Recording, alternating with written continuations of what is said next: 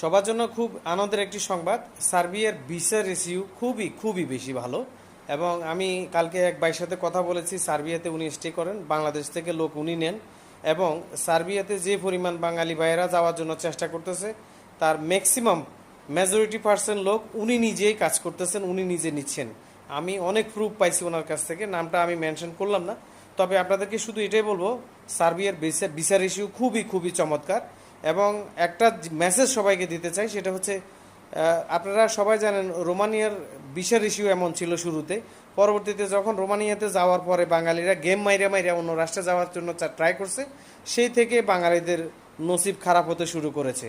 So সার্বিয়াতেও আপনারা যারা যাবেন, দয়া করে শুরুতে গেম মারবেন না, মাইরা দেশের ভাবমূর্তি নষ্ট করবেন না, এবং আপনি একজনের জন্য 10 জনের ক্ষতি করবেন না। আশা করি বিষয়টা বুঝতে পারছেন। আলহামদুলিল্লাহ, খুবই ভালো নিউজ হচ্ছে, ভালো খবর আসতেছে।